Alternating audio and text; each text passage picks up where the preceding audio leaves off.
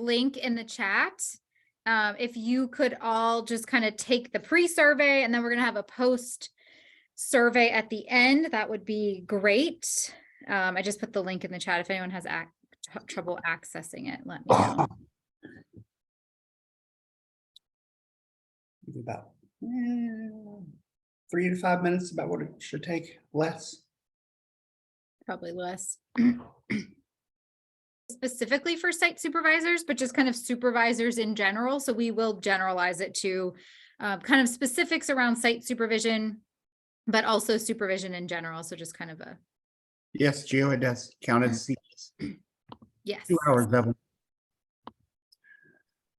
So those of you who don't know us, my name is Dr. Cody Dixon. I am the Director of Clinical Training here at the Chicago School. Spend most of my time with spend most of my time in field work with students that across both CMHC and CES programs, and there's doing other random field work related and graduate preparation kind of things like NCEs and stuff. Paris, to answer your question really quick, LPCAs in Texas do not necessarily, you can collect the CEUs, but they're counting your education from last year, plus you're currently enrolled in a school. So keeping the certificate for your records for the state is perfectly fine, but not necessarily required. But it can count in a couple of years, or in 2 years for you if they do ask for any CEUs. It's kind of tricky, but you're good. It can't hurt you. Dr. Colarusso.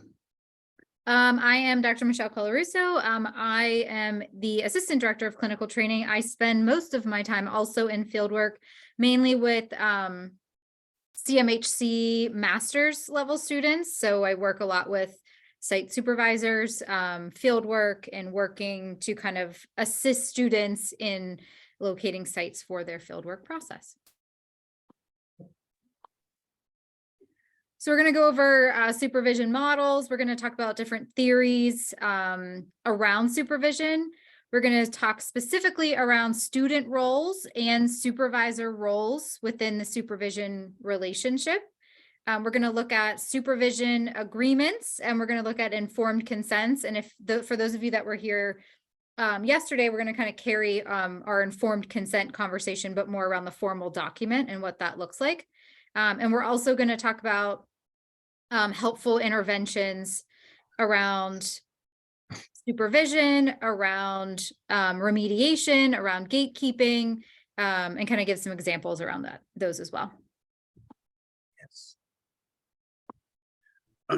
So the three primary, there are many more, but for the three primary areas that we're going to focus on supervision models today are integrative interpersonal model, the integrative developmental model, and then the counseling and psychotherapy based supervision models. Sure I didn't miss any words there. Okay. So yes, if all of you could pop in the chat if you know the answer to this, if you're a supervisor, if you have some thought on what supervision model you use, believe you use, like to use, know anything about those. We're just kind of getting a benchmark for where everyone's at and what they know about supervision and supervision models, and we will maybe talk about those more in depth or cover some of the others. Thank you, John. Yes. And welcome back from yesterday.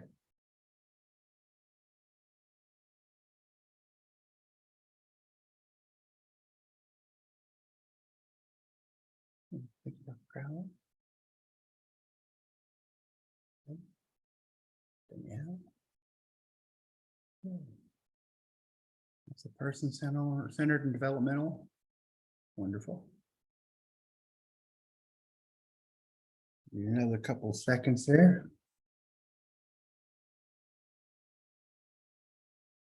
Well, good. I feel good about the ones that we will be talking about today. Dr. Colarusso. Oops. Let me move the chat. I'll keep an eye on that. So I'll start with the integrative interpersonal models of supervision. So the three main ones that we'll talk about are discrimination, systems approach to supervision, and critical event models. Really, we've only got about 2 hours. We could probably do hour-long sessions on each one of these. And these three primary areas, but today we'll just kind of hit highlights on them, and have an open conversation about some of the areas and that some of you guys may find these helpful, or some of these you may already use yourself. So discrimination model, we saw that come up from a couple of folks in the chat. That focuses on three primary competencies of intervention skills, case conceptualization or conceptualization skills, and personalization skills, as well as the three primary supervision roles of the counselor, the teacher, and the consultant. So from this perspective, you're working on developing, as we point there, the three skills that you want students to develop.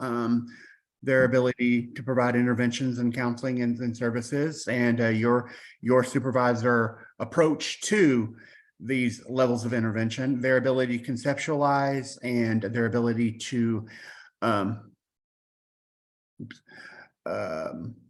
their ability to work through cases, and your ability to work with them to work through those same things. And then personalization skills is basically those basic skills, those working with again with the clients, you working with them as a trainer, a teacher, a counselor, a consultant, and all of those different roles. It's really can also, and some of you who use this model can chime in as well. One of those situations where, from that kind of also developmental approach the couple mentioned there, is you may find your role as a supervisor kind of going back and forth or waning here and there between the counselor, the teacher, the consultant, depending on the level, the desire, the need, all the things for those specific supervisees. Well, this model can also be it's really, it's a lot of awareness on the supervisor's part, right? To be able to kind of move through and navigate each role as the counselor, as the teacher, as the consultant. So you really have to be in tune with what your supervisee is bringing to supervision and understand what they need in that moment. And sometimes what they want is different than what they need. And so being able to identify the need, and again, kind of we'll talk about this a little bit later, but understanding what the need is from our perspective, instead of sometimes what they want to get out of supervision. Absolutely. And then the systems approach, obviously, it just seems kind of redundant to me. It's literally just working through a systems theory approach to supervision, where you're looking at, as we have listed, those 7 factors that kind of interact with each other through the supervision relationship. So developing that supervisory relationship, functioning on the tasks, the functions, the contextual factors that come up, like, what role is each person in? Supervisor, supervisee, client, institution, looking at the whole system. And we'll talk about this one a little later too. We'll kind of show you have the individual, and you have the skills and the clients and the identities of everyone. And then you have the overall issue of supervision encompassing it all. Very,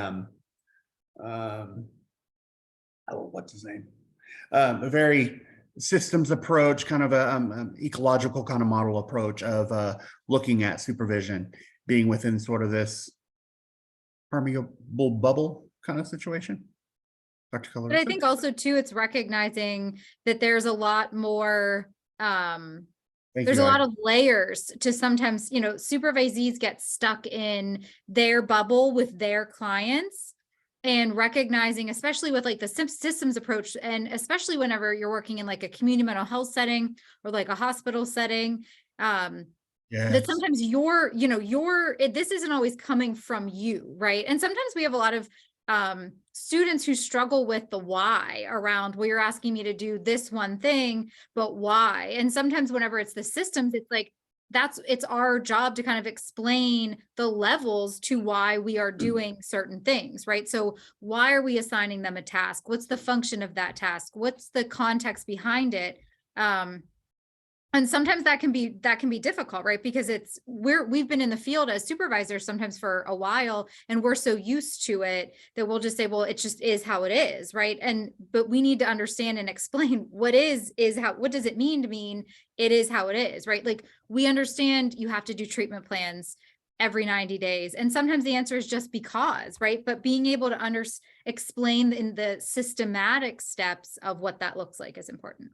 Absolutely. Yes. I mean, kind of making me laugh because I'm thinking about just with students that are still in school. So they're dealing with multiple institutions. It's like when we're wanting to add a location for students and they're like, well, why is this taking so long? Well, if one of these places is a hospital or a larger government agency or something like that, you're having to deal with the rules that our legal system of the school and the rules that their legal and centers put into place, and then trying to make that work. So then you find yourself in those situations where the agreement, is there, but the site supervisor or one of us or wherever you're at has to come in and say to the site supervisor and to the student, like Dr. Cullors who said, well, we need to do treatment plan updates every 90 days.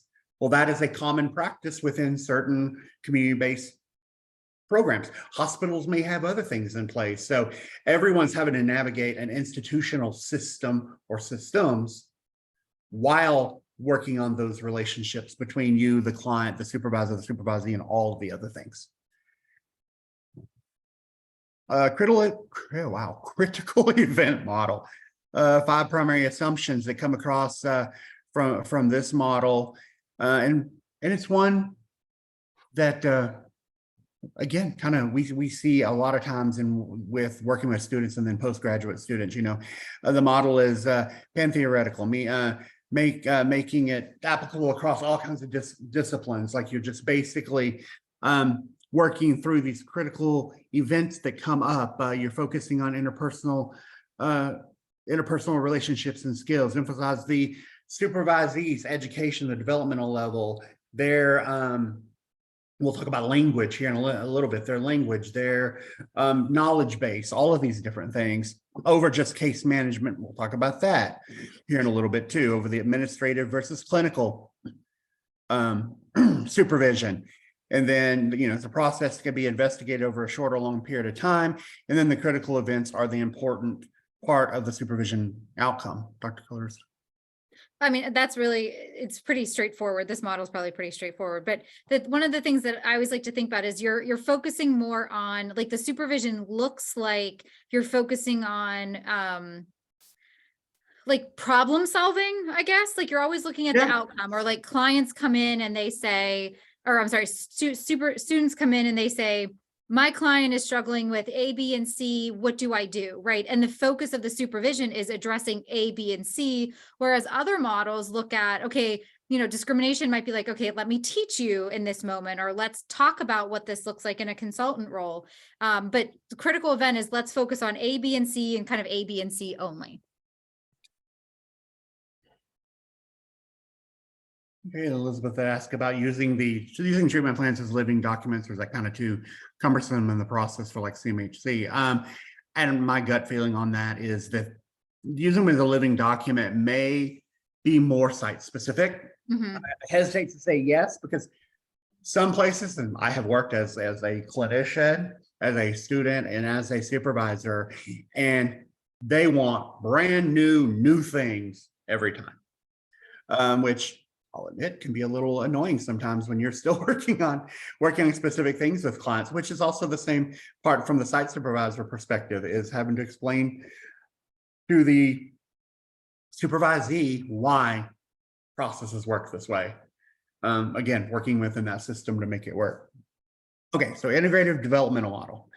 I noticed that we had several people note that they're developmental. That's helpful and pretty common to know that. And for this process, the developmental process of supervision, sort of, I think for a lot of us as educators, just makes a lot of sense. You meet somebody where they're at, right? Supervision can be, a 3, 4, 5, 6 year process. If you have them from student all the way through, they're going to develop over time. They're going to run into different things over time. They're going to change, supervising, develop as they not only progress through their relationship with their clients, with their site, and with themselves, but also in the supervision role. And it's one of those, you think of those, one of those things like, when the student becomes a teacher kind of approach, right? Supervision can be, I didn't fix that. Supervisor can facilitate your development. They're looking at assessing your developmental level, create a positive environment for you to be able to grow and develop. And when you make, I guess what we call, mistakes or missteps, part of that goal is to work with that student to understand from an ethical and clinical perspective, and sometimes administrative, if you're talking about something that a site is requiring of you, that you progress through a developmental approach that is appropriate to that student at that given time. And then, of course, supervisees development is idiosyncratic, which basically just means that it's individualized. So we don't know at any given time for any given one. So if you're doing it in supervision as a group, as a developmental person myself, it can be a little tricky because doc students, can compare themselves in groups and be like, well, I feel like I'm behind my group, or you're just at a different place. You may be better than them, quote unquote, them in one area where you're not in another. And supervisees need to understand they're just growing at their own rate in their own different way. You're probably going to find something that you have a step on someone over where you may find yourself behind. That can be a struggle in group supervision. I'm sure some of you see. Of course not. You would never do that. Anyone have anything to add before we move on? Especially those of you who maybe named a model that you enjoy, some of you faculty. I think one of the things we see as site supervisors a lot, and even just as university supervisors in this developmental process is, some of us teach at all different levels. So like the practicum level, internship 1 and internship 2, and setting up the expectations for students sometimes early on of, the jumping students moving into fieldwork is a really challenging time sometimes. One of the classes that I teach is a practicum readiness class, and that's what kind of really sets them up for their site and gets them ready for fieldwork. And, I feel like a broken record when I say this all the time, and like every meeting that I have is, students will come in and they say, I just want to see where everyone else is. And I'm like, nope. Like, do not compare yourself to everyone else. Everyone at this point is, everyone has a different life. Everyone has different personal life, professional life, goals with their site and with their fieldwork process, timeline. And it's not, the regular traditional classrooms that we're looking at. And just because you do it's very much more, subjective and objective feedback a lot of times, where it's being able to provide feedback of how they can grow. And that's our goal, right? Especially if this is the model that we're using, we're focusing on how they can develop and what we want them to develop and move forward to that next level. But sometimes that feedback is really, really hard to hear. And we struggle a lot with some students that have a hard time accepting that feedback. And again, coming from, I'll quote Dr. Harris, a good place in our heart of wanting to be able to provide feedback to help them grow and help them move forward. And, this isn't just for students, but even in my experience with licensure supervision, sometimes that's really difficult. And I would feel like sometimes I would probably say even more difficult once they're at that level. Absolutely. Okay. Go ahead. All right, so counseling and psychotherapy-based models. So as you see there, you just see some of our basic theoretical approaches, right? Psychodynamic, cognitive behavioral, feminist, and social. Wow, solution focused. Pretty straightforward on these four. Psychodynamic is related on transference, countertransference, internalization. I was very fortunate about a year ago now to supervise a student that was, and some of you will know the student from the past, that was in South Africa. And I had no idea when I was supervising her at the university level, and she's in South Africa at her site, that they use psychodynamic approach and psychodynamic supervision and everything. It was fascinating to learn from the student and the site supervisor, how everything, and her notes were very long. She showed us her notes, and it was just fascinating to hear from the site supervisor, the student, on everything that the student would point out about the client was always rooted in some transference, countertransference, internalization discussion from the site supervisor. So what makes you feel that's what you saw? How is that reflective of yourself? And just like really interesting things that would come out. You know, she worked specifically with children in a trauma place where the parents also came in. So it's really easy to see the transference, countertransference, and internalization come up, and to have her called out kindly in a developmental approach with a psychodynamic approach as well was fascinating.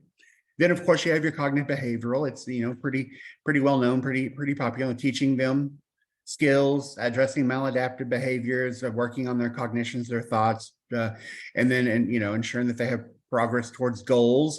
So basically, for the lack of a better term, teaching or treating the supervisee as a client using cognitive behavioral approaches to their development, to their growth, into their behavioral changes, behavioral markers, into their role as a counselor.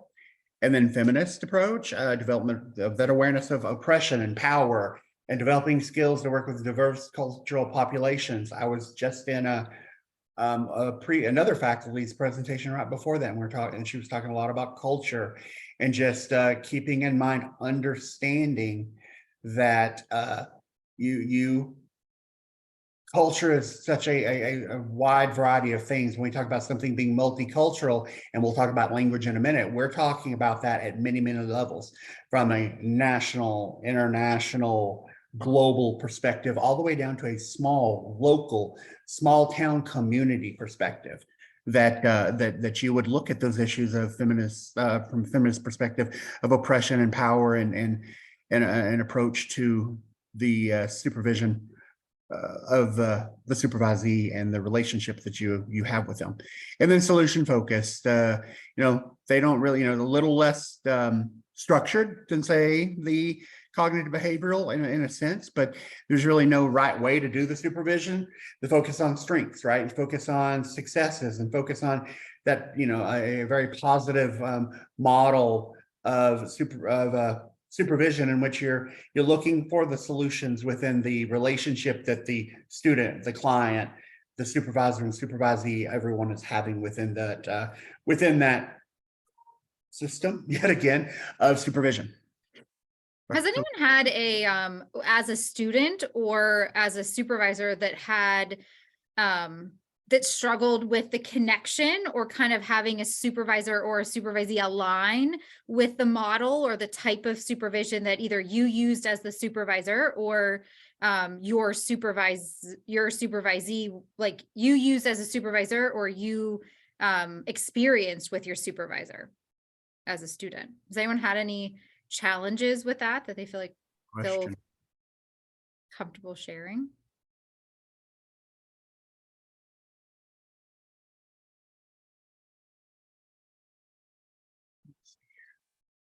Sometimes I feel like when I was when I was working in community mental health, I feel like I saw that a lot more. Just a lot of well, I'll just suck it up because there isn't anyone else that's going to do it for free, and I just want to get licensed. And that was always one of the most challenging things, because you don't necessarily grow, you know, you kind of are, I feel like you kind of get stuck as a student or as a supervisee if you're not advocating for yourself. We have a couple in the chat. Elizabeth, could you pop on and give us kind of a synopsis of what the situation was? It's helpful to hear also from students and from folks, so that we know as educators and clinical trainers what things to look for. So please pop on, share with us. Where I was working was probably about 98% dominant culture. So white Christian dominant culture, and I am not. And so, yes, lots of disconnect between her therapeutic approaches, how I was even included as part of the team. So yeah, it was kind of a miserable experience. Yeah, we have unfortunately heard that too many times. Thank you. I can talk on that. Hey everyone, my name is Hey, Giovanni. Gio. I'm a former student, and I am currently with my CMH CLA, and it's been a journey certainly to try to get fully licensed. And I think part of the frustration is the system for certification can be really difficult at times and challenging on that aspect. But for me, I think one of the struggles is that because I am a BIPOC queer therapist, I'm always being asked if I ever say anything offensive, could you please just let me know if I'm culturally insensitive, which right in itself, I kind of really struggle with because it puts the responsibility on me. And also I think as an early therapist and kind of like knowing my internal identity and like who I am at my core as a therapist, I do feel that the system set in place really kind of, without even knowing at times, tries to drive that diversity or that individuality out of me. And even talking about some of these issues can be incredibly difficult because we're talking about fragility that shows up not only from the supervisor, but just as a systems in general. Great, thank you, Gio. Yes, Dr. Crowley, thanks for that note in there. Since she has supervisees who will seek her out as a secondary supervisor because their other site supervisor or their other supervisor is not meeting their needs professionally or personally. And really, you make a great point, because if we all think about just our clients, how often, and I have the same experience, Dr. Crowley, is how often do you get clients who've seen 1, 2, 3, 5, 7 different counselors, and you have damage to fix with that relationship. Same thing with supervision is, especially with our students, but I get the same thing when I supervise postgraduate students, and they're coming back. They're like, can I come back to you, or can you help me find someone else? This is not working. They're not meeting their needs. They're not getting answers that they need to questions like, hey, like Joe's saying, how do I go about getting licensed? We as an institution and me as a faculty in different places at times, there's a lot of heavy weight going towards hoping that the site supervisor, because they're on the ground in that place, assists that student in reaching those needs of getting licensed and what the process is and all of those things. So those are very good points, and they're very concerning for us at times. So we try to work on remediating those things and building some empowerment within students to be able to fix those things as they move on. Yes, we do. Yes, we try very, very, very hard, but sometimes that's a scary concept sometimes. Yeah. And it's hard for students, especially students, but then early on postgraduate people, it's just very hard adjusting to the relationship sometimes straight out of school. And it's kind of scary because you do see that site supervisor, and there's a power differential there. So from that feminist approach, there's a power differential there that you must follow. There's still some professionalism boundaries there that you still have to deal with. But at the same time, how do you advocate with yourself? And yes, working cross-culturally too. How do you advocate for yourself professionally in this relationship without feeling as though you've damaged the relationship, or that person makes you feel so insignificant that you cannot have that conversation? What's next? Yeah, we'll have a brief conversation on this, but if you could kind of put in the chat, how important is language style within the supervision relationship? And we'll talk a little bit about that and see if any of you have some thoughts on language style. And when we say language style, we're not only just talking about speech language, we're talking about writing, we're talking about cultural issues, we're talking about language style from that very broad approach. So yeah, we'd expect to see lots of strongly agrees. Yes. Let's see here. Oh, let me get this out of my way again. Okay, so what we're talking about here is one of the things that we wanted to point out. And so right here, we're talking about like a language registry, right? Like linguistics. That is, defined as the way a person speaks in relation to their audience, but that also includes a level of cultural registry as well. So it's a multicultural and ethical issue that we will talk a bit here in a little bit. It's about, code switching kind of falls within this. It's not exactly the same thing, but it in a sense they're very enmeshed. But it's basically the language you were brought up. Oh, here we go.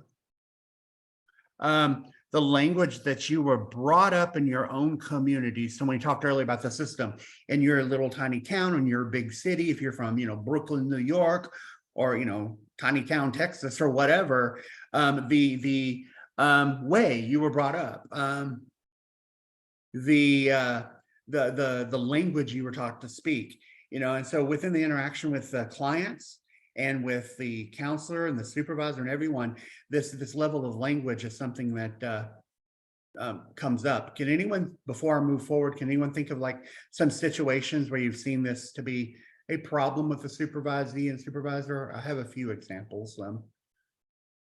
But yeah, anyone have a comment on how you've run into these language issues, these registry issues? You can go to the next slide where we're waiting to. Take a look at that.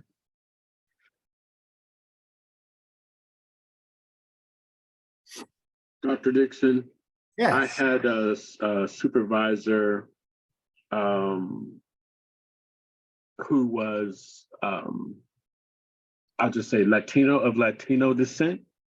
Yes. And I think he was the multilingual specialist of the facility. However, he had issues with the way I communicated.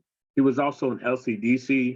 So when I stopped to process thought, he felt like I was not communicating effectively and that I was holding things from him with an attempt to lie to him about explaining some of the things that I had learned or had done. And that was very offensive to me.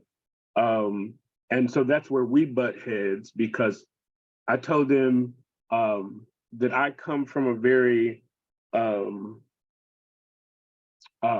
direct approach, and he was kind of aggressive, and I didn't know if that was because there were some stereotypical beliefs that he had about people, or if it was because he was an LCDC and a lot of his clients were of color and were Black, because he was very into substance abuse.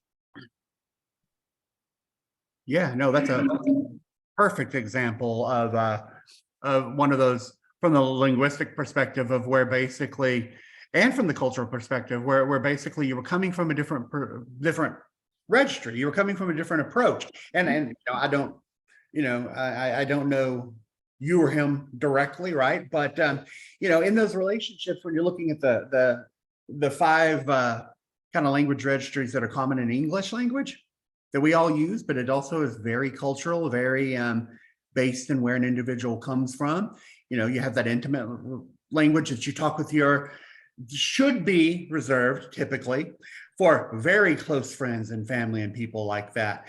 Dr. TRW gave an example in one of our trainings earlier this week about an individual in a supervisory relationship with her that made some very inappropriate comments about a young client that were probably him going too intimate, saying things too intimate, maybe a little too casual, but they were pretty things that you're going to need to keep to your really close friends. And he made a comment to Dr. TRW about that client in such a way. And it was not only, it was an ethical issue, it was just more of a, why would you even dare say that to me? So, those come up, then people who come out of that, the casual language is just like language between friends and stuff like that, right? Casual language is also where large numbers of marginalized folks in the US and the poor operate in this casual language approach, which is, you know, kind of loose, using using colloquialisms, using slang, and, you know, just stuff like that, right? Which is just how we just, you know, sit around and talk. And it's probably not the most appropriate relationship language to have with your clients and with your site supervisor. That comes up in that professional level, which is that consultative language, right? Employer, employee, power differential relationships, client, counselor, stuff like that, where you're being professional at professional language. That's easy for us to train a student to move up there. It gets harder when somebody needs to jump a couple of registries up to like a more formal. And the hard part about that is when you need to be aware of your supervisee, is your supervisees, if they're coming from an intimate or casual kind of approach, because that's how they were raised, and maybe a little bit into the consultative because they've been educated in a way that has helped them and move up that way. But the bigger problem is that formal, which is standard English, is also how most standardized tests, how documents, textbooks, things that we go through to train supervisees and supervisors are at a formal level a lot of times. It is very difficult for a person to climb from that casual to formal. So we have to think about it when they're in school and when they're in supervisor and supervisee relationship.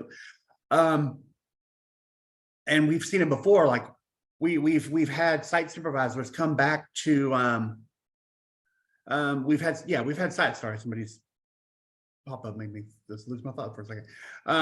Yeah, we've had students, site supervisors come back to us and say, well, you know, Paris is too casual with his clients.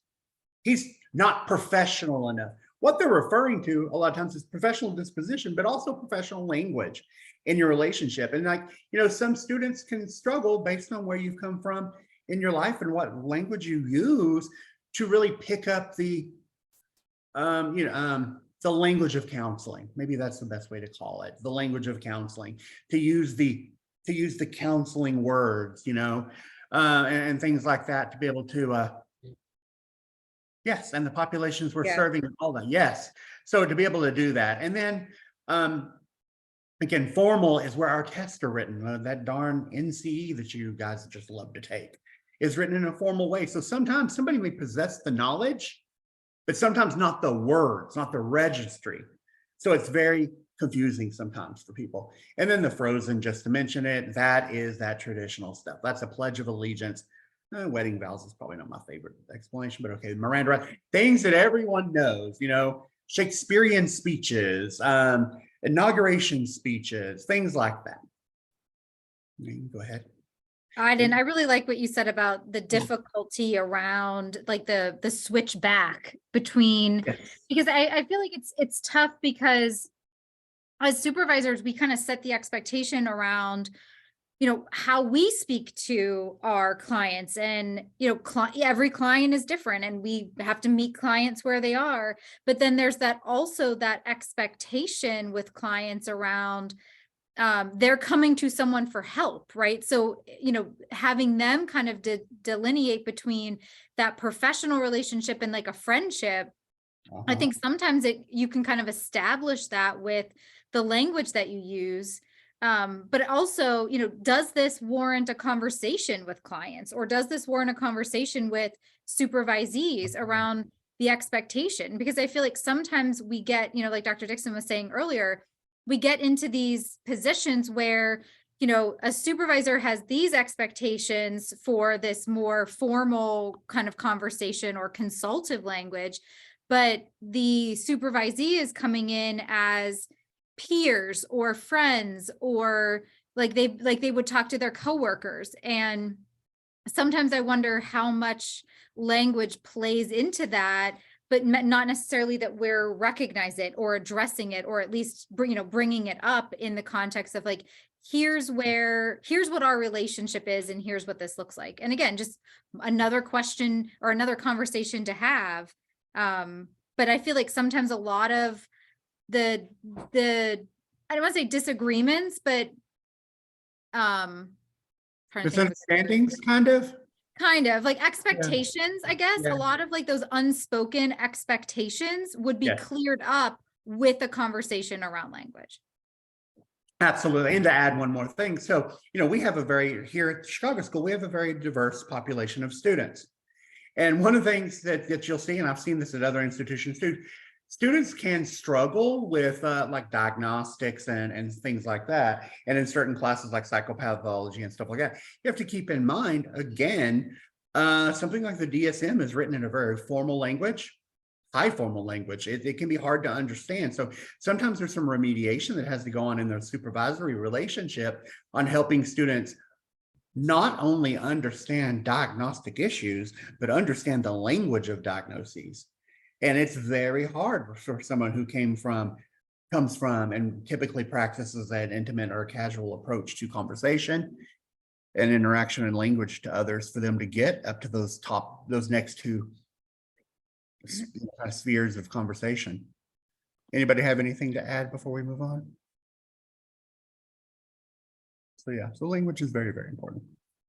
Dr. Colarusso, I'll let you. So we are going to talk about the expectations of students, or what the student supervision role looks like.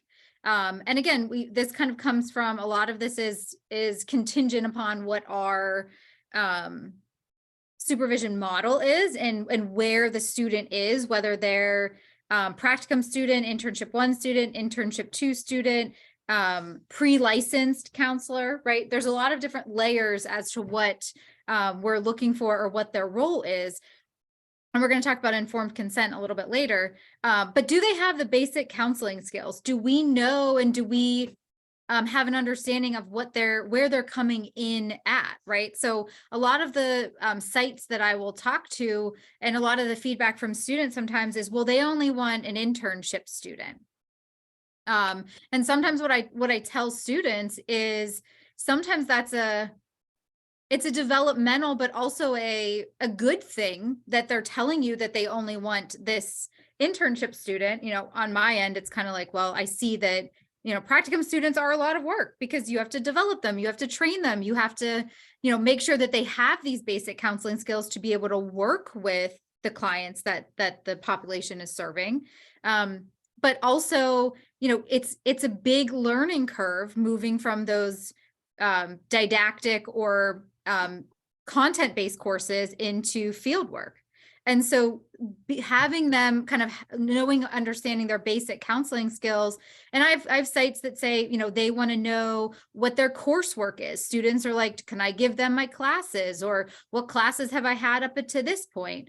But as a understanding where the student is with their basic counseling skills really helps kind of set the baseline for your work with them, but also establishing those roles up front.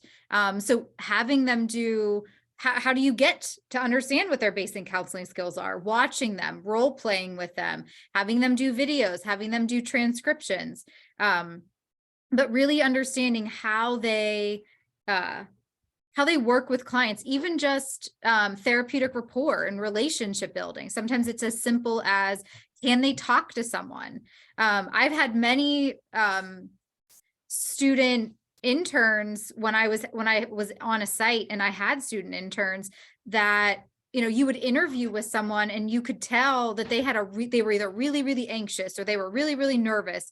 And a lot of that fear kind of gotten in the way of them being able to do basic counseling skills. Not that they couldn't, but it took a lot of reassurance and practice and teaching, and that counseling, coming from that counseling role, to make sure that you had a good foundation of where are they coming in, before you even allowed them to work with clients individually or alone.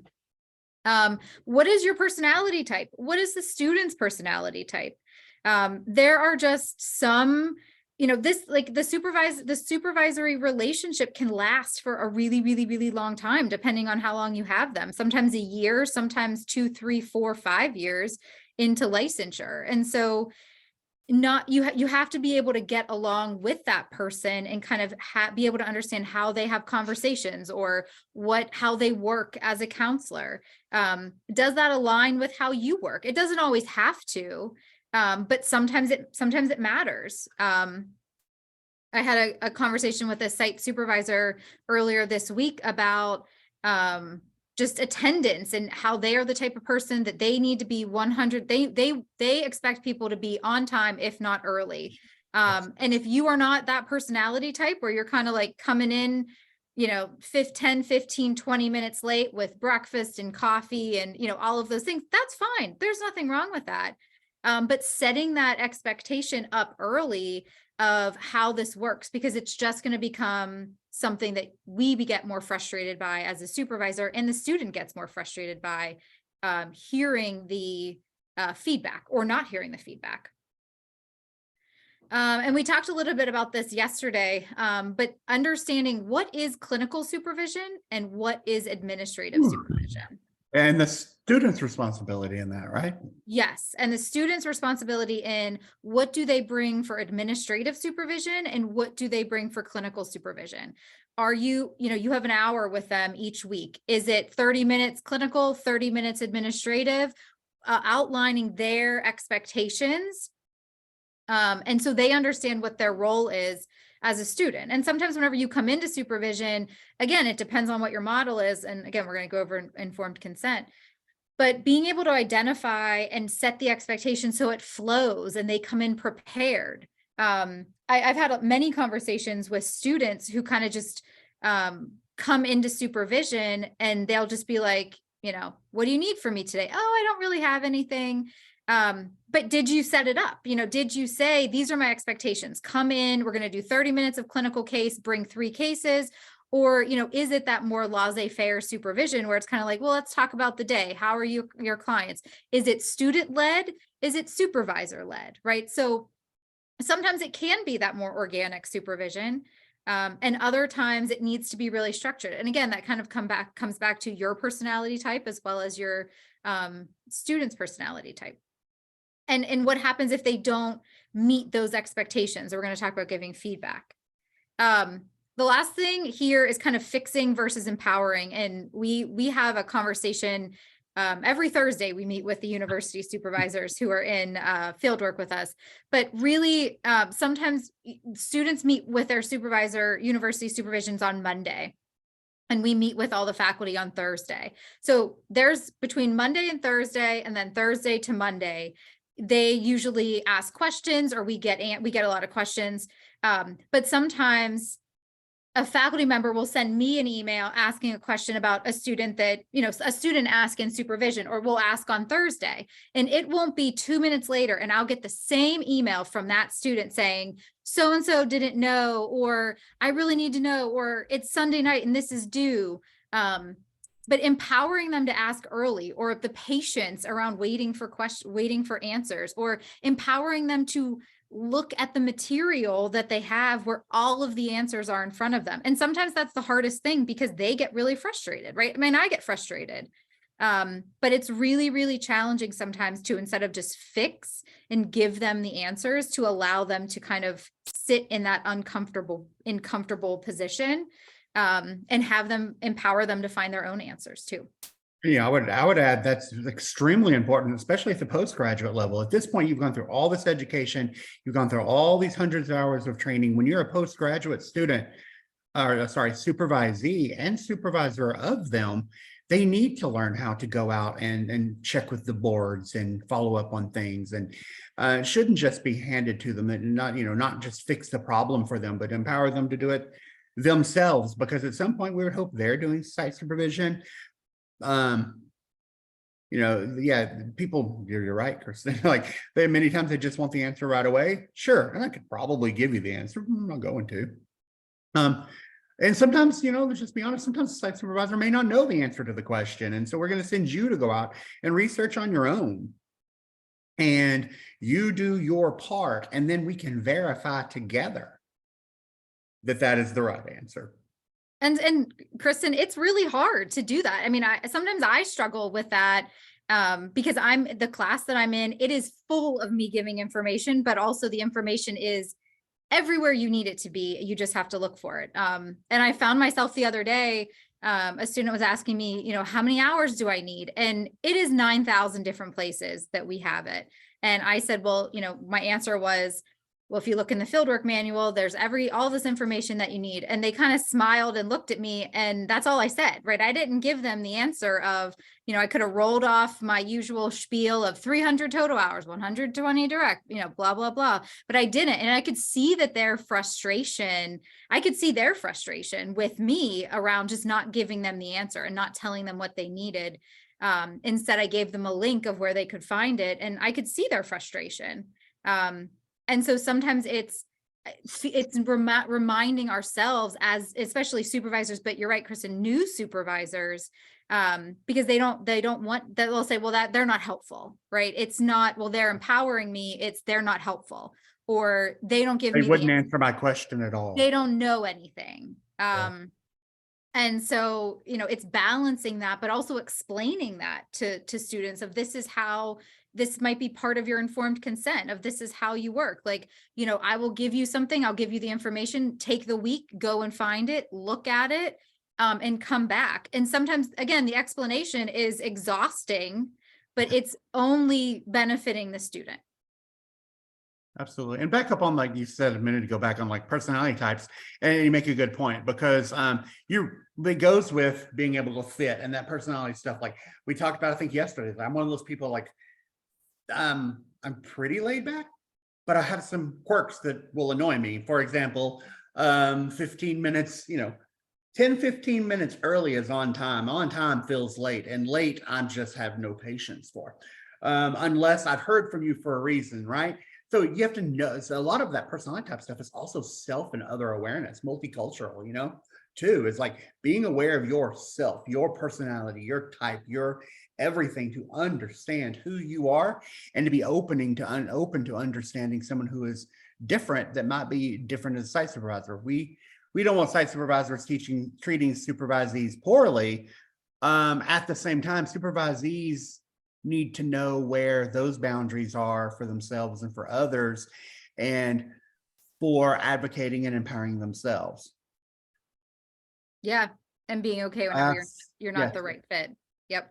Absolutely. And being able to say that, right? Being able to say, hey, I don't feel like I'm the best fit for you. Here, here's my recommendation to find someone that might be. And again, not in a bad way. But yeah. Yeah, Aiden, that was kind of long. Do you want to pop on for a second and just kind of say what you were talking about there? Yeah, so this is a situation we run into at my workplace a lot, where we'll have counselors saying like they didn't see an announcement or an email go out. It's typically around something administrative, or maybe having to do with a repeat contact client and guidelines for working with them. Whereas on the administrative side, our team is going like, we've posted this in so many places. It's in Slack, it's on our internal website, we've sent out an email. How are you not seeing this? And so I'm trying to figure out how do you determine when the situation is, people just aren't taking the time to look and they want the easy answer, versus maybe we're not organized and clear in how we're delivering the information. Yeah, actually, that makes an absolute lot of sense. And it's something that me and Dr. Kohler, so at the university level, and I've run into in the site supervisor level, when you're working for an agency, it makes a lot of sense. Sometimes you're right. We simply did not put the information was not shared directly enough. Maybe not, even though you feel like I've sent 5 emails about that and I've posted it here, I've done something in there missed, right? I typically go with the rule of, okay, if I got 5 people here and 3 or 4 of them found it and 1 person's missing it, that's maybe different, right? But if I'm getting told by 3 or 4 of the 5 people that something didn't make sense, that something wasn't available, then we need to be open to hearing our own criticism and feedback, right? Like our own reflection of those kind of things. And it can be hard, Sometimes I'll do sometimes I'll do in that administrative clinical split in the supervision, if I know that there's important emails, I'll say, did you see the email from so-and-so? And if they say, oh yes, I saw it, do you have any questions about that? Or no, I didn't see that. I'll say, well, I encourage you to find it. Here it's from this person. It was sent on this day. Read it over and we'll look at it next week. Right. So again, it's kind of prompting them to say, oh, yes, I saw it, or no, I didn't. But again, if they said they saw it, then I'm going to, that's my documentation of saw email, acknowledged it, you know, and again, if they don't have the information, they didn't do it, I can say, okay, well, on, you know, Friday, May 19th, you said that you saw this email, and now you're saying that you don't have the information. So I try to balance the accountability. And I also set it up at the beginning. So like in the university level, students are responsible for checking their emails. Students are responsible for understanding the going into Canvas and understanding all the information in the announcements, right? Like that's part of the learning process. That's part of the student role and the student responsibility. And so I'll outline that at the beginning of the information is there. It's your choice to look it up or acknowledge it or read it, however much you want to read it. Like I try to put as much as I can on their responsibility, but also be as very much supportive as I possibly can to ensure that they are understanding it without that, you know, let me forward you this email. Let me show you this. Let me just tell you that's everything that's in the announcement. And again, that's where that's the difficult part of just kind of empowering them to find the information versus just, you know, sharing it to them. And yes, Paris, sometimes, yeah, you do just get overwhelmed by information that agencies are sending out, or, you know, schools. We can overwhelm people. Yeah. The checklists are nice. We can overwhelm people because we have so much information to get out there to people at some times that it's like, okay, wait a minute, you've sent too many emails here. You know, because something changes that's subtle, so you got to redo it or something, right? So yes, email fatigue is so real. I mean, God, yes, amen. We can stop now. And then also to add that Elizabeth mentioned a second ago, and this was a conversation that Dr. Colarusso in Pennsylvania, and I believe maybe Dr. Crowley or another student maybe in Florida had yesterday, about the difference in administrative and clinical supervision based on state or local expectations, where they have to be separated, right? So like, you know. Yeah, sometimes it's a licensure requirement. Yeah, license, you're right.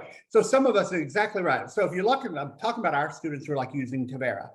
We always encourage our students, say, hey, when you're down sitting with your site supervisor, y'all can do your clinical supervision, but go ahead and do that administrative piece in Tavera. Fill out those documents, sign that timesheet, do this. You know, for the supervisees I have, you know, they may not see it, but me in Texas being a supervisor, I have to keep notes on those sessions just like a client.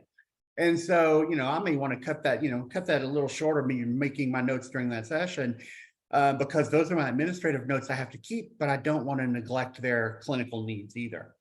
And then I think when we talk about like the fixing versus empowering, I kind of like, instead of the fixing versus empowering, what Dr. Colarusso is saying, which is more of a helper and an helper empowerer, not so like she said, I'll send out emails to students if they ask me questions that may have links to their state boards or something that may help them answer the question. I'm not going to read their entire thing, but I will give them pointers. Hey, check out this section here. Then we'll talk next week, or we'll talk later about your interpretation of it. Because sometimes, honestly, even site supervisors wouldn't mind an extra pair of eyes looking at some stupid rule some, you know, politician put in place for doing how to do our job, or something that changed in your state that seems very confusing. Well, what do we got next? So just kind of understanding, we talked about we talked a lot about this too, but the student role to kind of what is our supervisor role within supervision. So same kind of thing, like how do we encourage fixing versus empowering? Again, supervision is very much a parallel process. And so being able to understand what our role is, as well as like the boundaries of not just, you know, giving all of the answers, but encouraging them to seek answers out on their own. Providing honest feedback. This can be really, really hard. And I can't remember who said it earlier. Kristen, I think it was you, about newer supervisors. I had a student probably about a year or two ago who had a site supervisor, and then they had a director, and the site supervisor was really, really, really new, and kind of was like, you know, she wanted to make everyone happy, and it was really, really great. But the director was not new. And the director was very honest with feedback and the expectations. And it caused a rift between the three of them, because it was the director, then the site supervisor, and then the student. And so the student kind of ended up triangulating the director and the site supervisor, because she wouldn't always listen to the director, but then she would take feedback from the site supervisor because the site supervisor was nice. And sometimes, supervision isn't nice. Like, we can't always be happy and nice and, provide great feedback. We have to be able to provide honest feedback, even if it's not the best feedback, or even if it's a difficult conversation. And some students have a really hard time with that. Heck, some supervisors have a really hard time with that. But we aren't fostering growth. We aren't encouraging that development if we don't provide honest feedback. And again, we talked about ethics a little bit yesterday, but the protection of the client, and the goal is to do no harm and make sure that the clients are taken care of. And if we're not giving feedback to students or supervisees, then how is that going to translate to clients? And real quick on the honest feedback, that we love our site supervisors. We really do. We want to support our students and our site supervisors. So when we hear conflict is coming up, the first thing we're doing is we're hearing the conflict either from, if it's the site supervisor bringing it to us, or if it's the student bringing it to us, or the supervisee bringing it to us. We're going to hear both sides of the story. Then, because of our ethics, we're going to say, now we're all going to come together, we're going to meet, we're going to have a little chat about that situation, right? And we're going to talk about, and giving that honest feedback back and forth. But one of the things about our site supervisors that it makes, no, I wouldn't say makes our job. Yes, makes our job difficult sometimes, but sometimes it's more like, oh man, we hate this part, is when we have to convince a site supervisor they need to let a supervisee go because of ethical concerns on either side. And in this particular case, let's take a student, and it's for the betterment of the, it's for the betterment of the client. And sometimes site supervisors are so kind. So it's their kindness that can sting sometimes. And we're like, no, you really kind of need to let them go. Yeah, I need you to send me the documentation of all those things they did wrong. I need you to let them go. This is bad from a school perspective. And they want to remediate and work and help. And we very much appreciate it. But we're also gatekeepers in the sense that we cannot allow some of those things to go on. On the other hand, every once in a while, we must intervene and say, hey, wait a minute, this is a little outside of the agreement you made with the school, or this is outside of a supervisee relationship, and you need to provide honest feedback. Yes, it can. Yes, it can. It can sting. Kindness can very much sting. Feedback can sting, right? And so we have the hardest time having to have those conversations. And don't get us wrong. We've had in over a couple of years, a few things come up where I'm pretty sure it hurt us as faculty and as clinical trainers to some of the situations we've had to, more than it might have hurt some of the other people, because we feel the sting of what it really means for someone. And so we want to put out ethical relationships with honest feedback all the time. Does anyone have any examples of feedback that is difficult to give or difficult to receive from either a supervisee or a student perspective? I wanted to mention a conversation that I was in yesterday, watching the posters presentation. Woo-hoo. And one Going, of the, by the way. Excuse me? I wanted to say thank you for attending those. But yeah, go ahead, Frida. Yes, one of the students is doing her research on supervision and discovered that in more cases than not, what little information she found showed that therapists landed with very negative supervisors. However, this information was not readily available, so there's no research. And I was sharing with her that my experience was just the opposite, because I had a very encouraging supervisor who knew how to say things in a way that it was not so bitter. Was never bitter, actually. Mhm. It empowered me to improve, where in fact the clinical supervisor at my company was just the opposite. Yeah. And so what do we do in the field to promote supervisors to understand that their role is not so much to turn people back as it is to empower people? Ooh, that is a loaded question. My gut instinct to that, Frida, is I think it's these trainings. I mean, I understand why states put in places for trainings, and I've been in other states that don't require that training, but I think it's really, focusing on the next one, culturally appropriate, which is not only just like multicultural appropriate, a culturally appropriate, again, across all aspects of culture, right?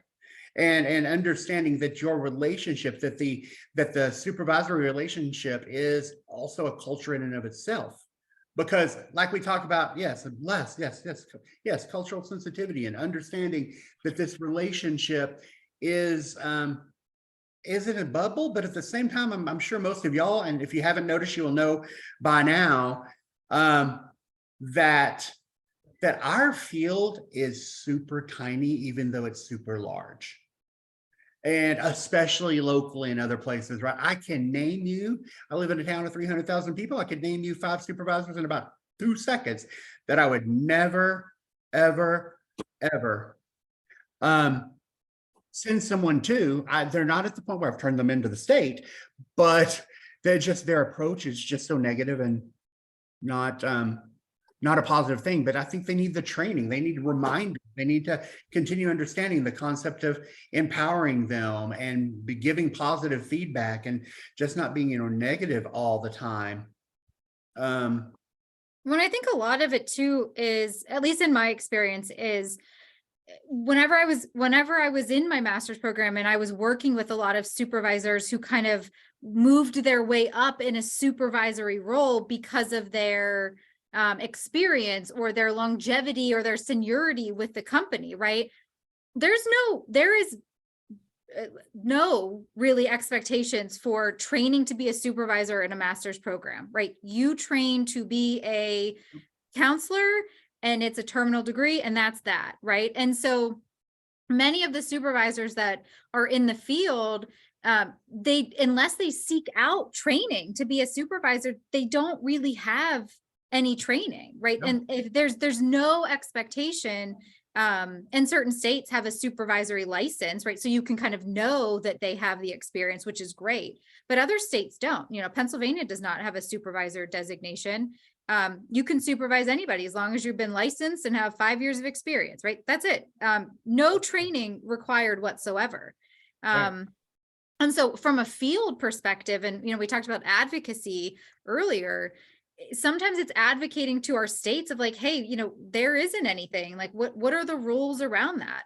And even I encourage students to find someone that has training as a supervisor, because again, this is we're developing counselors, and it's, as students, this is your way to grow and learn. And sometimes supervision, you have to pay for it and it's very expensive, or free supervision isn't always the best supervision. And I hate saying that, but sometimes in my experience, it's the truth. But, True. it's challenging because there is not this expectation in our field to have training around supervision. And so if no one has it, then how do you know that they're good? Or how do you know that they know what it is? Or how do you know that they are working from a model? Or how do you know that they even have an informed consent? And so I think that's also part of it whenever we, it's that training piece. Well, I think that, I'm in North Carolina. We have a supervisory designation, You do, yes. and it requires that you take 3 supervisory courses. Yes, it does. So there is some training. But they have to listen and hear it though, right, Frida? They have to hear it. Right. So if supervisors operated more like professors, and that they desire for you to learn this information so that you can go out and be a great therapist. It shouldn't be that at the supervisory point that you run into all of this negative comments. And what I'm hearing from the student who is working on the the PhD in supervision, that's primarily what she's finding. That is also her experience. Yes. Yeah. and It's though some supervisors want to turn you back. Mhm. Yeah, and part of that being that we, as a field, have to, like many of these people are popping in here, even though your states have these more rigorous, which I appreciate, there are states that out there basically say, hey, as long as you've been licensed for only a few years, you don't have to take anything else. There's the assumption that because you experience supervision, that's enough knowledge. No, I don't believe so either. And then that basically they need the continued they need the continued education. The other thing is let's not forget, and we don't talk enough about it in here. We have other presentations that do, but part of that is consultation among those supervisors and making sure that they're consulting and making sure that that they're willing to grow. Like I don't want to characterize them completely, but I would wonder if those individuals that do come at such a negative perspective are either not interested in being supervisors or find themselves in positions in which they must, or are already at a level of burnout for themselves if they've already developed kind of a negative orientation towards some of these things, or it's just a really bad personality fit where students feel so pressured that I have to have a supervisor that I then just tolerate the one that I can find and move on and hopefully do not develop those bad habits in themselves. But that's a very good point. Okay. Oh, we still need to talk about one or two of those on there, Dr. Color stuff, real quick. I think had we talked about culturally appropriate interventions in supervision specifically?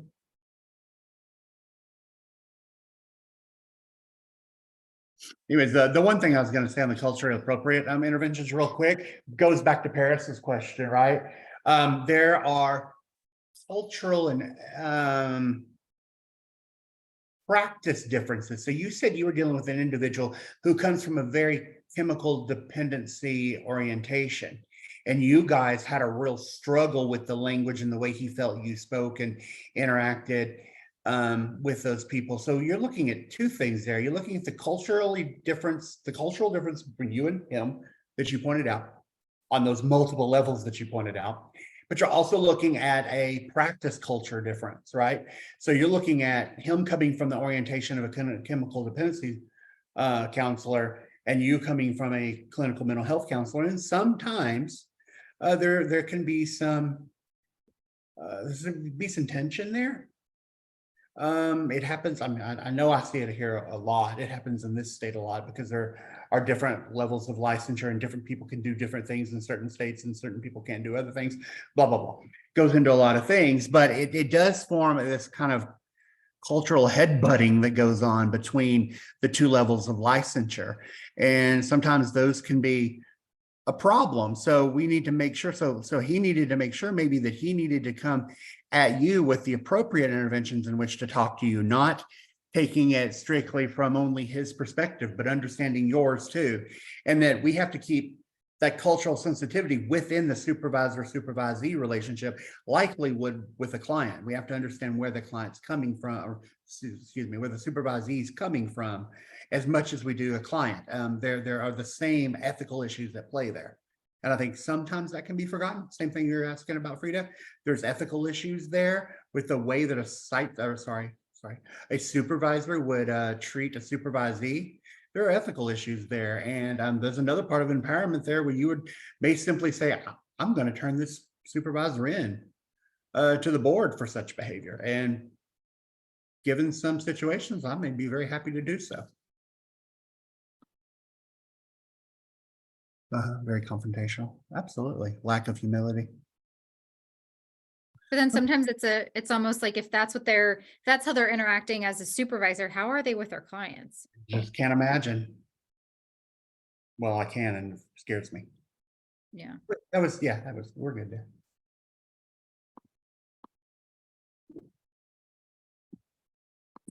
Oh, yes.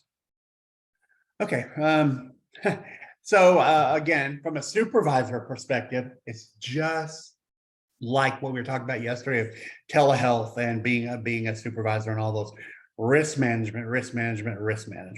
Does everyone have an informed consent? Has anyone either used one as a supervisor or has seen one as a supervisee for supervision specifically of an informed consent?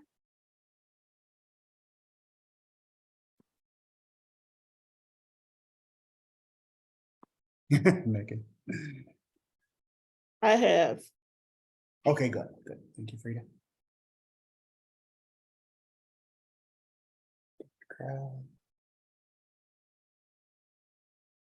Good.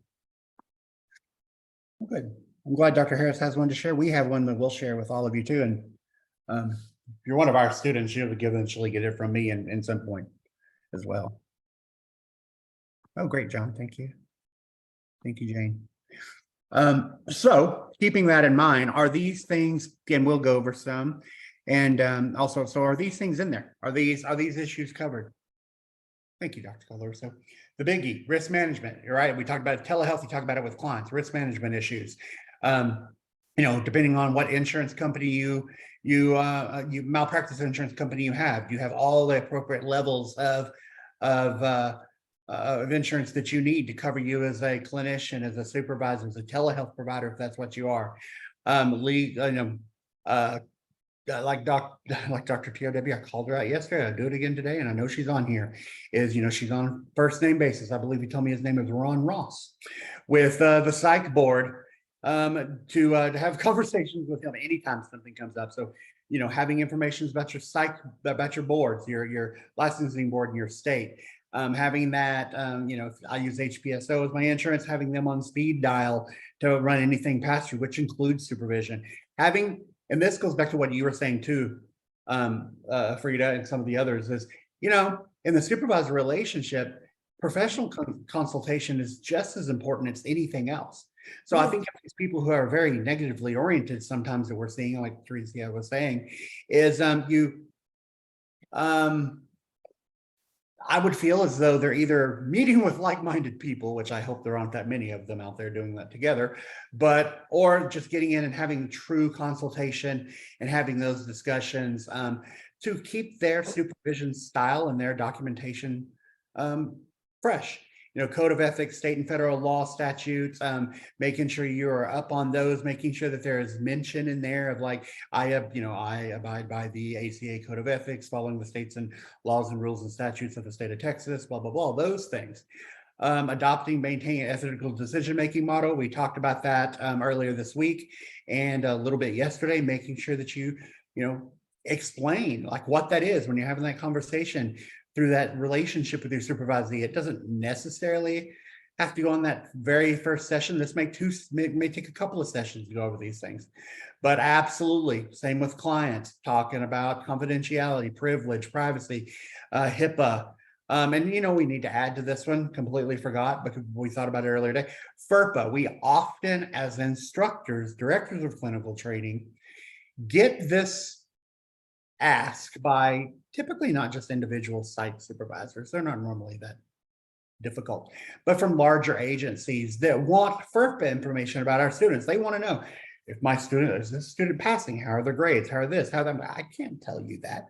Or HIPAA things when students are out for medical related things. We had one of those come up just last week, and we're sitting there going, I can't give you this information. I can't even acknowledge that I know that that particular person has a particular issue going on. And so, those things being in there to cover your butt so that you can say, I can't and will not share this things with anyone, keeping those confidentiality, privacy rules, privilege, are kind of at the same, and protected as they should be. And then let's see, our supervisor agreement. Do you want to pull that one? Or actually, I'm sorry, we have a few comments here. Let me see.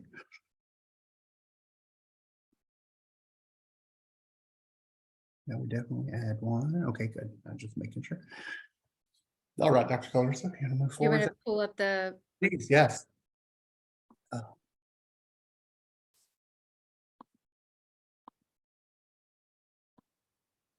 Still seeing I don't know where you're at on that. We're still studying the PowerPoint. There we go. Heard some clicks. I wasn't sure. Let me get the chat out of the way. All right. So this is one I've used before. This is one that this may be the one that Dr. Harris has. I don't remember. But so basically, this is what an agreement really. Oh, here we go. While I'm looking at this, Megan, do you want to pop on and just make those comments yourself while we get started here?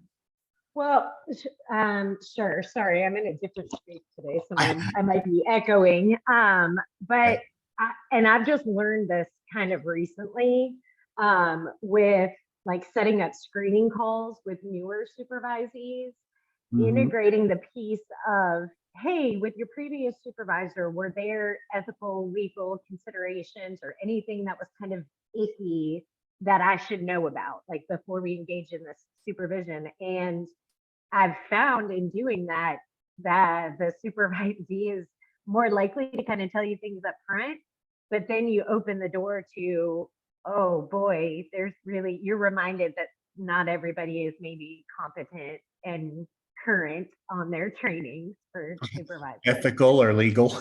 Yeah, that whole thing. Great, thank I you. think sometimes it's even just around like the modality of supervision, right? We talked about, telesupervision yesterday, but I've had many people that'll be like, many supervisees that'll just say, well, we can just talk on the phone. Like, I'm not busy, but we can just talk on the phone. But what does that mean, for you? Like, what are your expectations in outlining them here of if you can't make it, or is it virtual? Is it over the phone? Is it face to face? What are the state, what does your state say about that?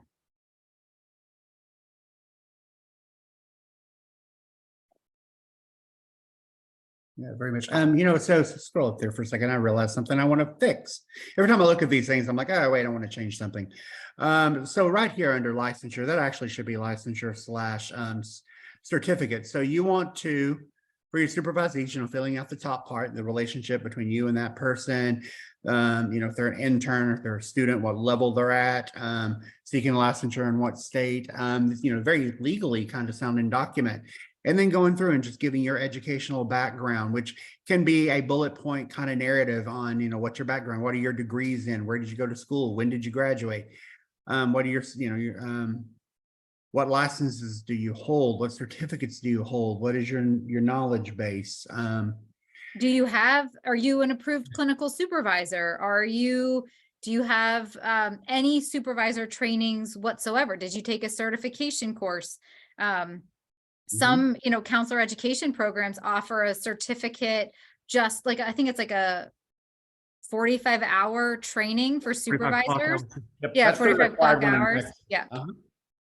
Yeah, I have, making sure that they know what these things, because a lot of people do not, I'm again, Texas. So a lot of people do not, they may or may not know what like the LPC-S means in my state. And there are 1,400 different state, please just continue praying for portability. One of these days, maybe we'll all have the same title too.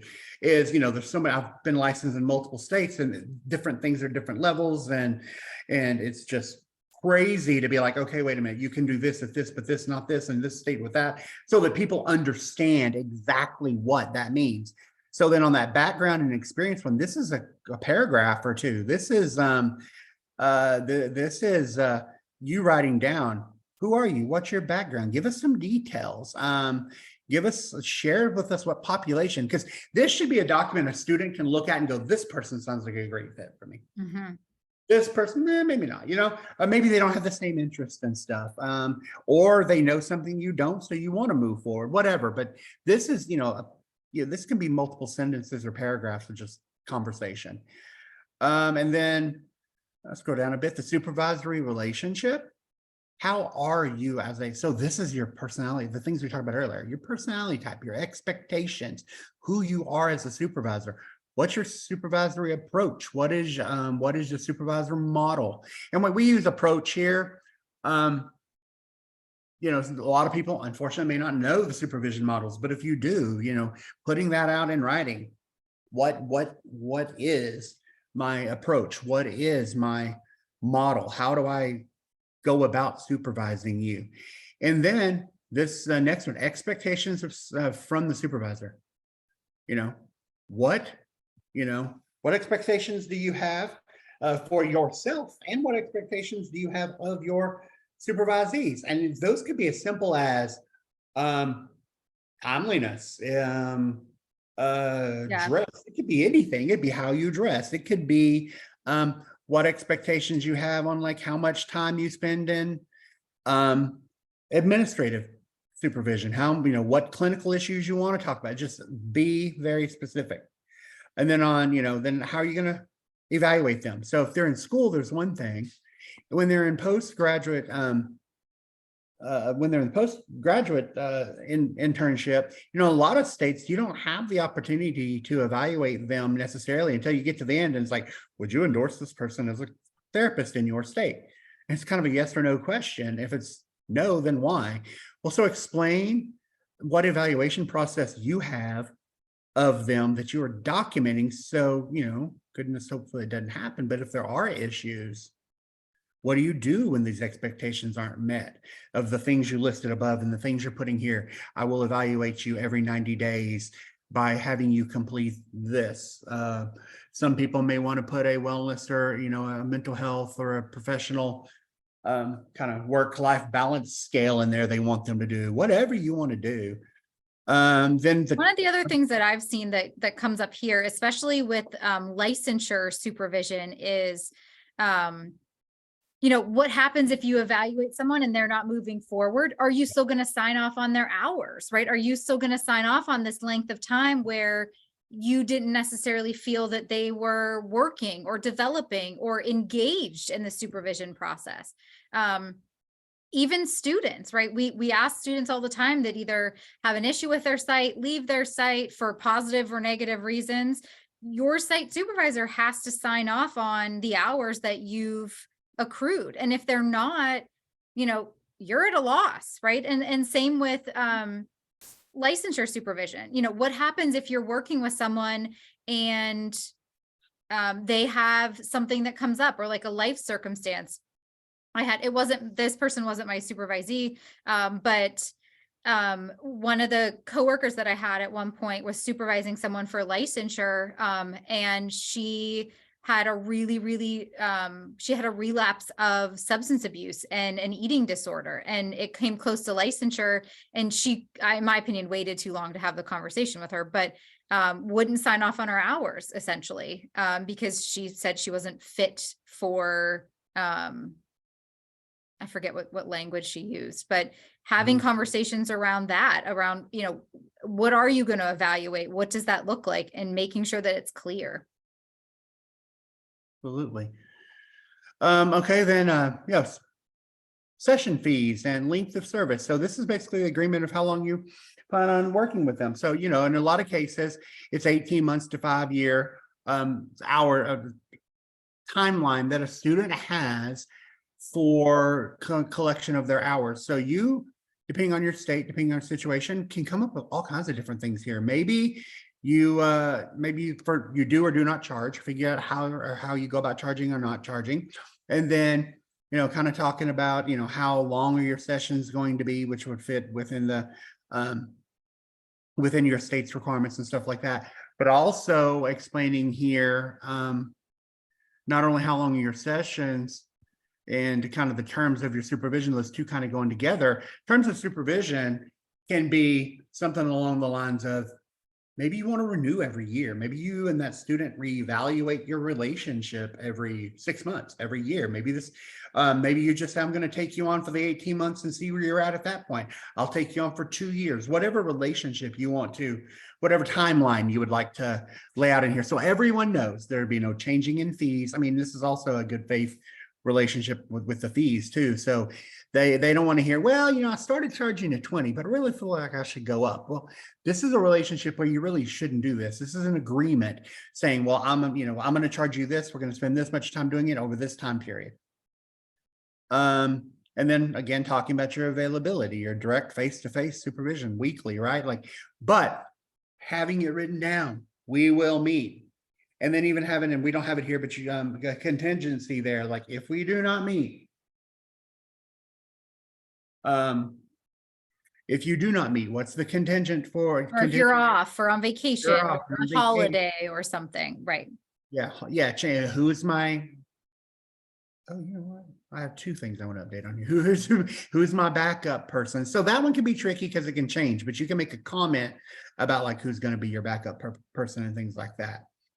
And then on confidentiality and limits of confidentiality, this one is one of those, your outline. If ever the confidentiality is breached, describe, show them what are scenarios, what are situations that might require you to break confidentiality or privacy.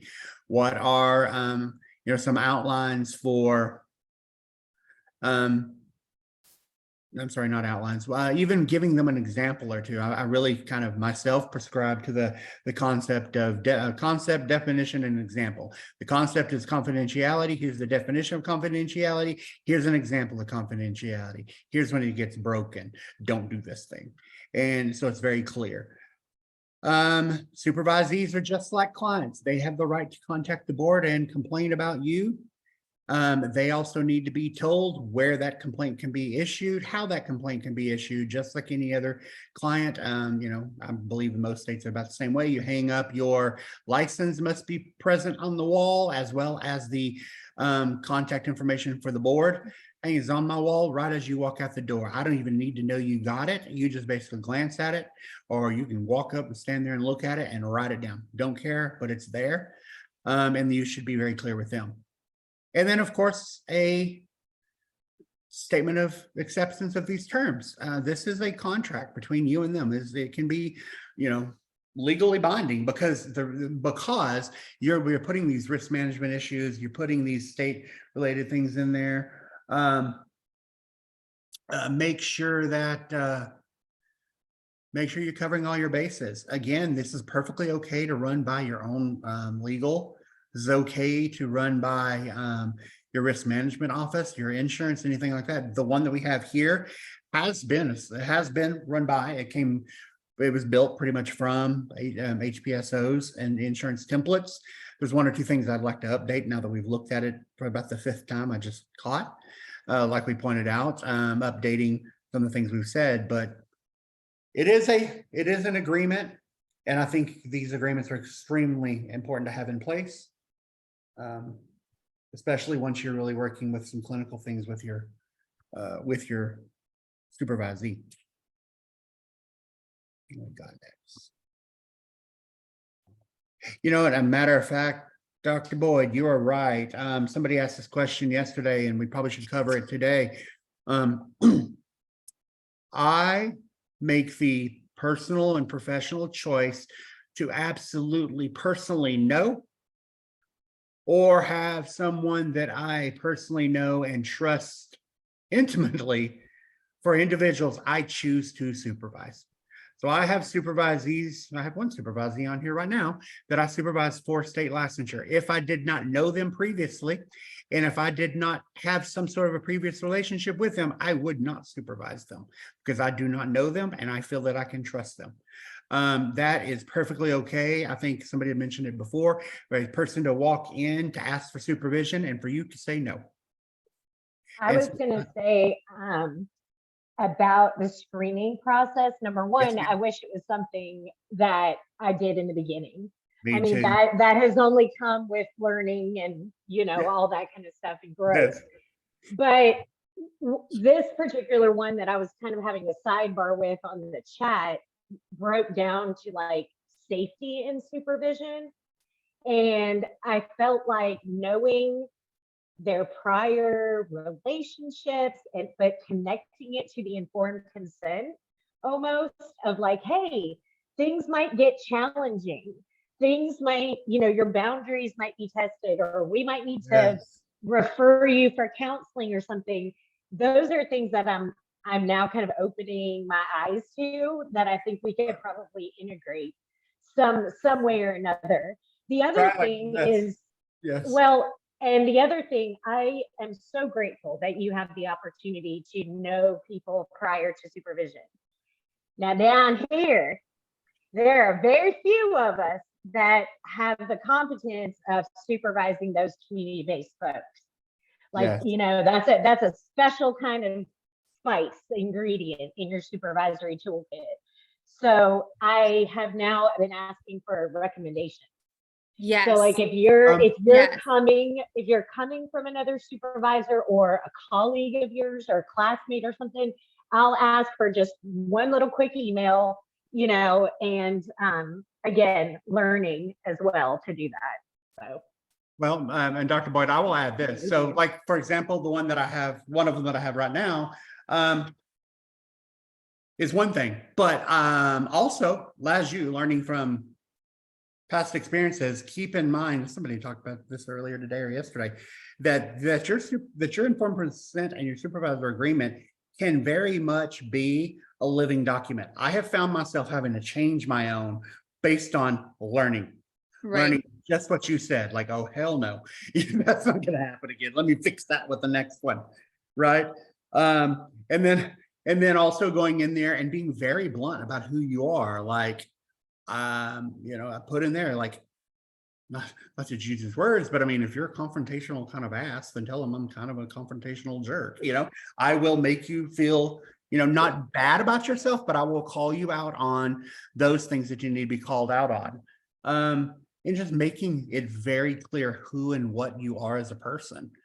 And then and what your feedback style is and how you give feedback. Yes. And you know, or you know, Dr. Dixon and I say all the time, like, we are not the fluffy, you know, let me give you all kinds of really fluffy feedback. Like that is not the way we provide feedback, and sometimes that's challenging, and sometimes we have to meet people where they are and give a little bit of fluffy feedback, but that's not how we really provide feedback. No, Sometimes it and can be when hard. you don't feel like we're in a position to be overly kind about some of these things, because we really view it as a gatekeeping perspective, and basically trying to set strong boundaries before students graduate, because we are site supervisors and post-grad supervisors ourselves. So we try to truly understand both sides of the relationship and train that in people as well, so that they understand just kind of how these feel. Okay, Dr. Colarusso. The last thing we're going to kind of talk about is some helpful interventions. And, you know, many of you have been sharing them in the chat, which is really, really helpful. But how do we make sure that someone is developing? What does that look like? You know, we cannot be in every session with them. We cannot be with them at every moment with every client that they're seeing. So encouraging them to record sessions. Even being able to, you know, I have known supervisees who will sign off on students' hours in licensure without ever seeing the type of work that they do. And again, it's the gatekeeping piece of, can they do this work? Do we know that they can? And how do we know that they can? Are we seeing them live and providing live feedback? Are we encouraging them to record sessions?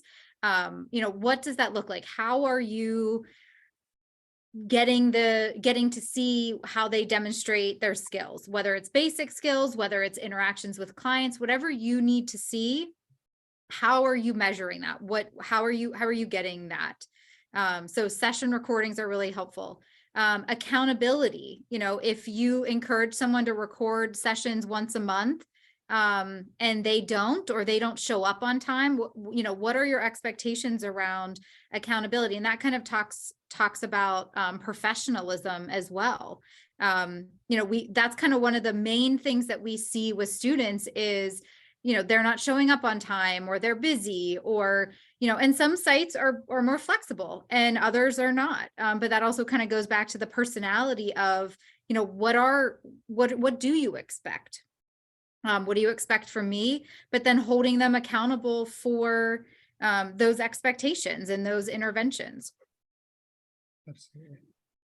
Supervision and consultation. So are you getting supervision? Are you consulting with either it's other site supervisors, coworkers, colleagues? How are you developing as a supervisor as well as providing supervision? And we kind of talked about contracting and informed consent, but does anyone else have any other examples of helpful interventions that you've had with whether it be building skills, whether it be gatekeeping, whether it be remediation, that you feel? And one other thing where you had it on contracting is to keep in mind that can be outside of your informed consent contract that you have in place. Like, for example, it's kind of a remediation tactic. If a person, Elizabeth asked a second ago, or some other people made the point, you could be several hundred hours into this and feel like somebody needs some work in a very specific area. You can contract with that individual to go, I expect a recording every month and I want to work on A, B, and C skills. If then they are not doing it, you can do an additional contracting outside of that relationship and say, no, you must do these things. So, and then, I think Elizabeth, you were referring to someone getting to the end of their road, right? They've done their almost their 3,000 hours. They get there, they're still not good. I'm in, again, I can only speak for my own state. I'm sure this is true many other places. And that is, you as a supervisee do not have to sign off on their final documentation to their state that you endorse them until you are comfortable endorsing them. And I think that also goes in the informed consent is, I've worked with many supervisees that are like, I have my 2,500 hours and I have all my supervised hours, here's my paperwork, right? But explaining that isn't the goal, right? You have goals for them that you outlined at the beginning, and this is what you want to see. And if you don't feel that they're at a level where they can be on their own, because remember, once you get your license, there's no requirement for supervision. So if you feel like they can't be out on their own without some support, are they ready to really have your hours signed off on? So just because the state says, here's what my expectations are, doesn't mean that the state's expectations align with your expectations for right. And that additional contracting, all of what Dr. Kohler is saying, also fits it with if you are doing routine evaluation of them so that they cannot come back. Because again, unfortunately, it's like with clients, they can't come back and attempt to sue you or turn you into the board or something like that when they feel like they got bait and switched, when it really was more of a, you're not ready and I'm not comfortable. Maybe they get into this thing and they're 1,800 hours down the road and they do something ethically horrible. And you're the supervisee and you need to deal with that. You may not want to sign off on their hours ever again. And then that gets into, what constitutes termination of the relationship. Can I ask a question? Yes, maybe you sure can. Hello. So that is something that I was wondering if you guys were going to highlight is what data or not data, what information do we need to put in the informed consent around how supervisees seek help if something has happened that is harmful? Do you recommend talking a bit about, ACA Code of Ethics has a great process for talking about ethical violations with the supervisor, and then, because it kind of, it goes both ways. You want your supervisor to, or your supervisee, to feel comfortable in the relationship and know where to go if something truly does happen.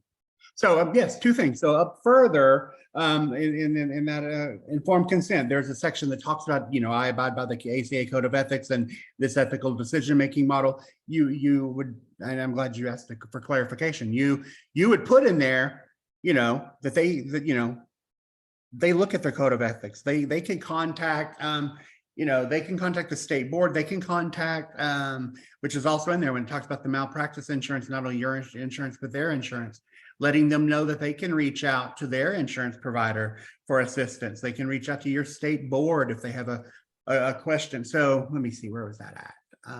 And that's something that you can put under the expectation sections Yeah. as well, and under the complaint section. So those are Yeah. things that And go even- there. Yeah. Even just availability, what does that mean as far as if you're not available and something happens, or even like the crisis kind of situation, like what if they need something, what do they do, right? You can even talk about, like, if you're in a crisis, what do you do? Like, that's around availability. Don't call me or do call me. So a lot of these have, like, a lot of those things can fit in here really well. Yeah, many places. And we make it specific yet generic enough for you to be able to use it in your own state or location or locale. The Texas Counseling Association, you can reach out to them and they have support groups. As a matter of fact, in Texas, there is a Facebook group for state of Texas interns just to have a talk, like where they can go in and they do private chats and stuff. And basically the qualification for being in there is a person who's either a student or is working on their postgraduate hours, or can be a part of that. But they don't allow in people like myself who are already a site supervisor. It's a safe space for those students to go, hey, I'm having this issue with this supervisor in this location.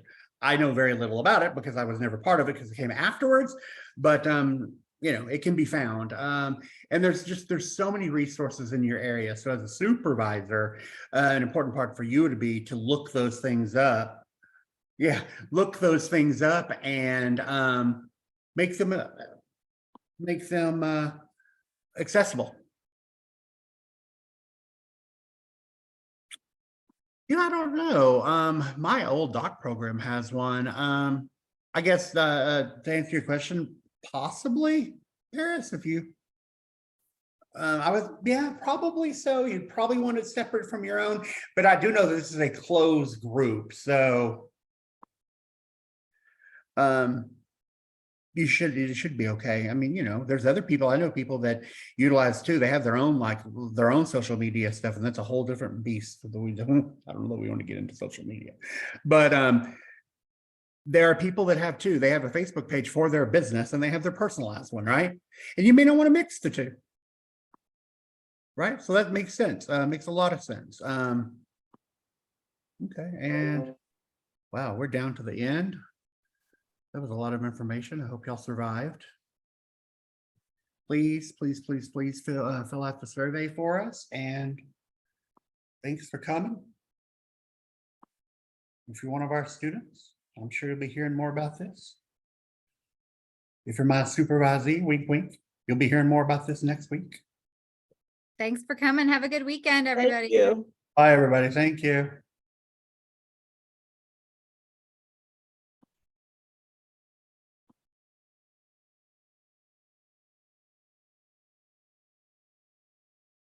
Hey, Megan, can you stay for a second?